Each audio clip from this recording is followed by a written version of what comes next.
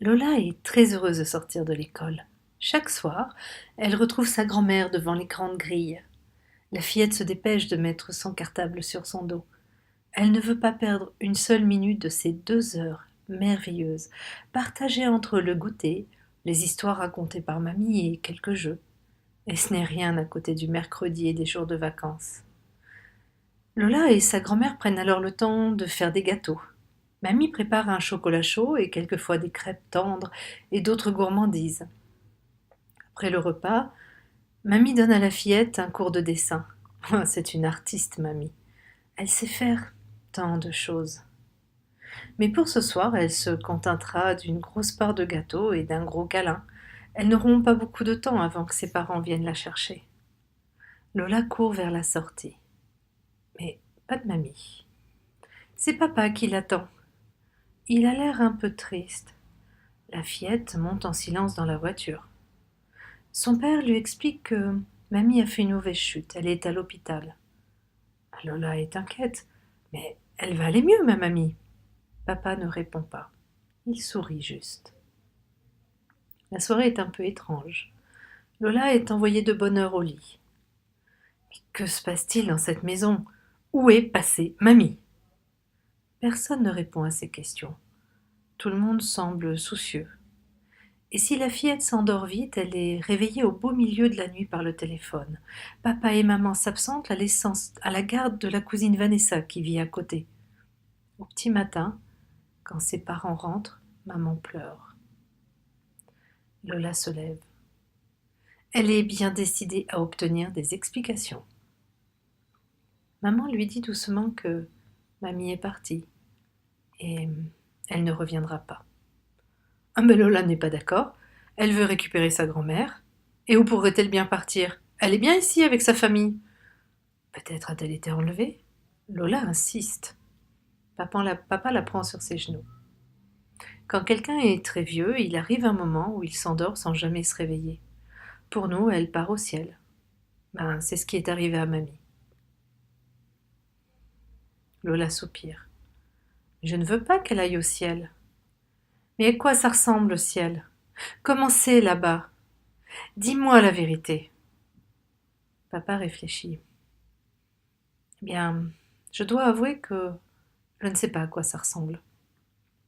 On dit que c'est le paradis, mais personne ne peut le décrire.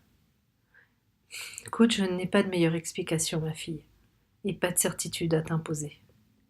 Lola ne dit plus rien. Elle est songeuse. La nuit suivante, elle n'arrive pas à trouver le sommeil. Elle se pose plein de questions. Que peut bien faire mamie au ciel? Lola regarde les tableaux sur les murs de sa chambre. Dans la pénombre de la petite veilleuse, elle imagine soudain un endroit triste et sans couleur. Elle ne veut pas que sa grand-mère s'ennuie. Alors, elle décide de lui faire son paradis à sa mamie. Lola ouvre la grande boîte en bois que mamie lui a offert pour son anniversaire. À l'intérieur, des pinceaux, de la peinture, des crayons, des pastels, des feutres. Il y a vraiment tout ce qu'il faut pour imaginer le nouveau pays de sa grand-mère. Jour après jour, Lola va donc s'appliquer sur sa belle feuille de papier blanc. Lundi. Mamie est toute petite, comme une fée. Elle dort dans une grande fleur d'hibiscus.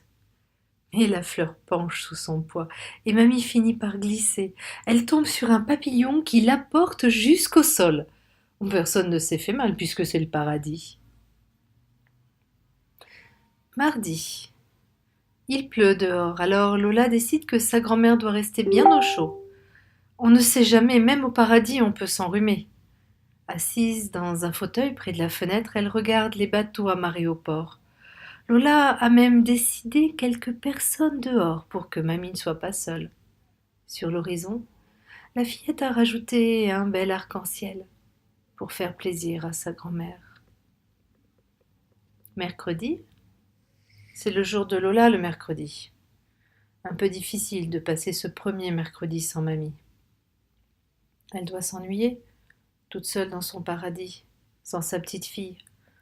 tout autant que Lola qui traîne les pieds pour aller chez sa cousine. Enfin seul devant sa feuille, notre jeune artiste se décide pour une grande balade sur la plage. L'océan est tout bleu. Il vient jusqu'aux pieds de mamie qui sourit. Jeudi, c'est le jour du dessin à l'école. Lola est heureuse. Elle va pouvoir prendre son temps pour créer à mamie son nouveau pays. Elle a déjà son idée. Mamie est assise sur le dos d'un paille en queue. Oh, elle en a vu une fois dans un livre sur des îles lointaines. C'est un si bel oiseau avec ses deux grandes ailes qui lui donnent l'air royal. Il s'est envolé très haut dans le ciel et il passe au-dessus des montagnes. Mamie peut même voir des cascades entre les arbres. Lola est très contente d'elle. Vendredi. Lola n'a pas beaucoup de temps ce soir, mais elle pense qu'il manque quelque chose à sa grand-mère. Mamie aimait beaucoup les fleurs, surtout les tournesols. Alors, Lola dessine de grands tournesols tournés vers le soleil. Mamie n'est qu'une silhouette au fond du champ, mais elle est bien là, pour dire à sa petite fille qu'elle l'aime très fort. Samedi. Que peut bien faire mamie aujourd'hui? Lola est songeuse. Ce jour-là, mamie recevait ses amis. Et Lola se souvient que certaines de ces femmes étaient elles aussi parties pour cet endroit lointain et inconnu. Peut-être que mamie reçoit ses amis en ce moment, autour d'une tasse de thé et des petits gâteaux aux pépites de chocolat que mamie réussit si bien. Lola s'applique à peindre chacune des invitées, à sa façon, en essayant de se souvenir de ces visages ridés qu'elle voyait si souvent, de ces visages qui lui faisaient penser, quelquefois à des fleurs et tantôt à des fruits. Lola s'amuse. Dimanche. Le dessin de Lola est accroché dans la cuisine.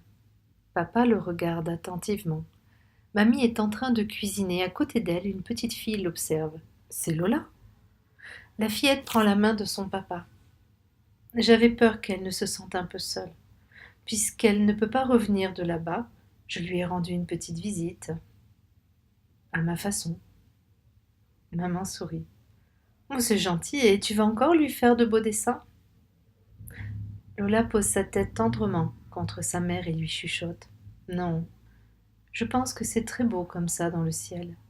Elle a tout ce qu'il lui faut là-bas. Et puis aussi, je dois la laisser tranquille. Elle doit se reposer un peu. Mais tu sais, mamie m'a donné quelque chose avant de partir. Quoi, ma chérie? Demande maman. Lola lui montre ses pinceaux. Mais ça? Et la fillette sourit.